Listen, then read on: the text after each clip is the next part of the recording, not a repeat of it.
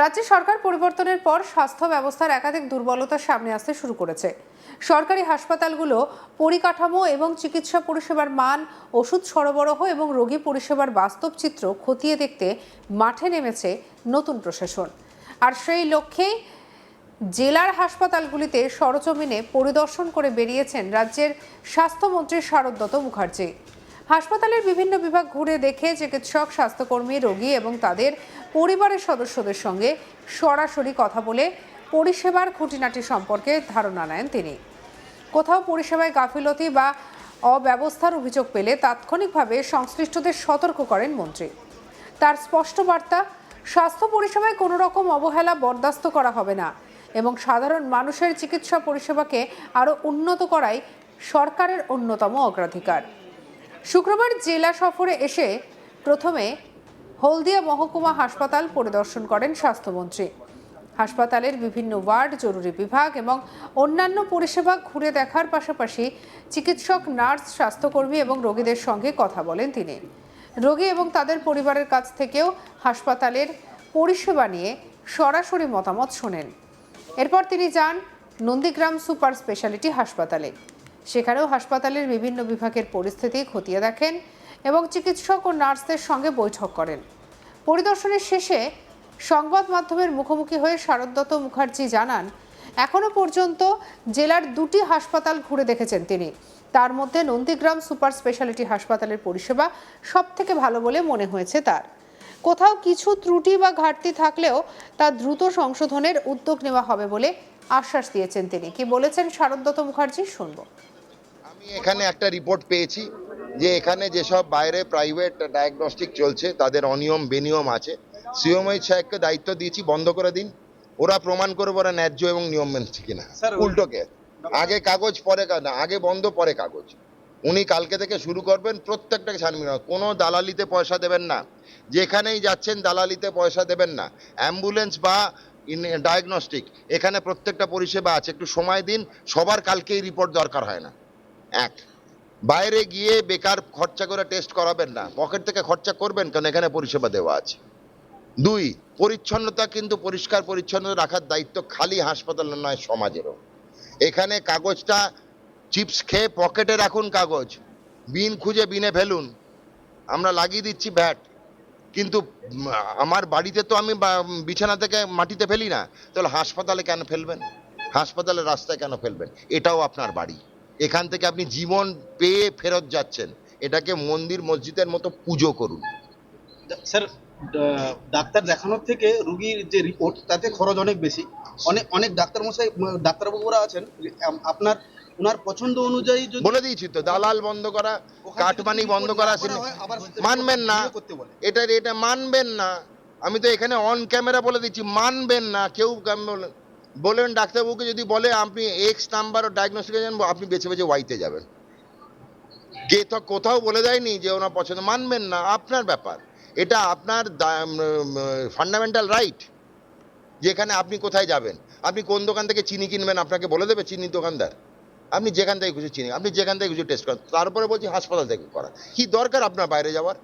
আপনাকে তো সাংবাদিক হচ্ছে চতুর্থ স্তম্ভ গণতন্ত্রে। আপনারা বাইরে যাচ্ছেন কেন? বাইরে যাওয়ার কথা বলছি না, আমাদের হাসপাতালে পরিষেবা আছে। আমি ল্যাব অবধি ঘুরে গেছি, কোথাও ছেড়ে যায়নি। কিন্তু এদিন আগের স্বাস্থ্য দপ্তরের কাজকর্ম নিয়ে কড়া সমালোচনা করেন স্বাস্থ্যমন্ত্রী। বিশেষ করে সেবাশ্রয় প্রকল্পকে ঘিরে একের পর এক দুর্নীতির অভিযোগ তুলে ক্ষোভ প্রকাশ করেন তিনি। তার দাবি, স্বাস্থ্য ব্যবস্থার বিভিন্ন ক্ষেত্রে দীর্ঘদিন ধরে অনিয়ম এবং অব্যবস্থার কারণে সাধারণ মানুষের ভোগান্তির শিকার হতে হয়েছে। নতুন সরকার সেই পরিস্থিতির পরিবর্তন ঘটাতে বদ্ধপরিকর। কি বলছেন শারদত্ত মুখার্জি, শুনবো। সেবাশ্রয় নিয়ে প্রশ্ন করবেন না, আমরা ক্লান্ত। আমাদের খাতা ভরে যাচ্ছে সেবাশ্রয়ের কমপ্লেনে। কারুর পা কাটা যাচ্ছে তো হাত কাটা যাচ্ছে, রোগী মৃত্যু হয়েছে। সবজি ব্যবসায় এসে বলছে আমাকে আপনারা 3 দিন থেকে 4 দিনের ক্ষতিপূরণ দিলেন। আপনি তো কি করো? আপনি তো কিছু না। আমার 4 দিনের ব্যবসা বন্ধ করেছে অভিষেক বন্দ্যোপাধ্যায়। আমার 4 দিন দোকান খুলতে দেয়নি কেন? রোজ ওনাকে লাইনে দাঁড়াতে হতো ভিড় বাড়ানোর জন্য। পুরো বাজার চলে আসছে ডায়মন্ড হারবারের। তাদের বাজার বন্ধ করে ভিড় বাড়ানোর লাইন তৈরি করেছিলেন অভিষেক বন্দ্যোপাধ্যায়। সরকারি ওষুধ পাচার, সরকারি মেশিন পাচার, সরকারি এক্স রে মেশিন পাচার, পিসিপিএনডিটি অ্যাক্ট বহির্ভূত কাজকর্ম করা, সরকারি মেশিনদের অপব্যবহার করা, সরকারি ডাক্তারকে বলপূর্বক অন্যত্র ডিউটি করানো, এই লিস্ট শেষ হবে না। অভিষেক বন্দ্যোপাধ্যায়কে উত্তর দিতে হবে, যিনি 31-এ দেখে নেবার কথা বলেন। আমি তো বললাম 31-এ জুলাইয়ে দেখে নে আমাদের। বলছি স্যার, এই সুপার স্পেশালিটি হাসপাতালের 100 মিটারের মধ্যে উনি সেবাশ্রয় ক্যাম্প করেছিলেন। উনি নিজেই তো মনে করেছেন সুপার স্পেশালিটি হাসপাতালে কোনো কাজ হয় না। আমাদের ক্যাম্প করতে হয় না, আমরা সুপার স্পেশালিটি হাসপাতালটাই আমাদের সেবাশ্রয়ের কাজ। পাশাপাশি তিনি জানান, সরকারি হাসপাতালে ওষুধ সরবরাহ আরও শক্তিশালী করতে কেন্দ্রীয় সরকারের বিভিন্ন প্রকল্প এবং সহযোগিতার সুযোগও খতিয়ে দেখা হচ্ছে, যাতে সাধারণ মানুষ সহজে এবং পর্যাপ্ত পরিমাণে প্রয়োজনীয় ওষুধ পান সেদিকে গুরুত্ব দেওয়া হচ্ছে। কি বলেছেন আর মন্ত্রী, শুনবো।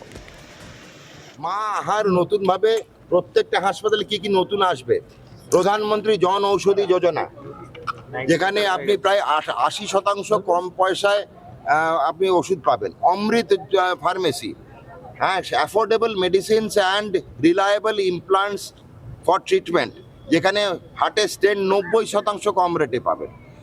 জীবনদায়ী ওষুধ পান, কেমোথেরাপি 80 থেকে 90% ডিসকাউন্টে পাবেন। প্রতীক্ষালয় তৈরি হয়ে গেছে, সিবিন্যাট মেশিন আসছে, অ্যাম্বুলেন্স আসছে, মা আহারের ক্যান্টিন, যেখানে ডিম ভাত নয় মাছ ভাত পাবেন। পুলিশ মর্গের প্ল্যান হচ্ছে, MMU unit, mobile medical unit, ভ্রাম্যমান মেডিকেল ইউনিট, এগুলো তো আগে ছিল না। আরো বড় কথা, দেখেছেন 15 বছরের স্বাস্থ্যমন্ত্রীকে? এসে দেখিয়ে দিয়ে গেলাম। অভিযোগ ব্যানার্জি ছিল 15 বছরের স্বাস্থ্যমন্ত্রী টিকিও দেখেননি, তা আমরা সশরীরে দাঁড়িয়ে আপনার প্রশ্ন করতে এত প্রশ্ন করছেন, বলুন।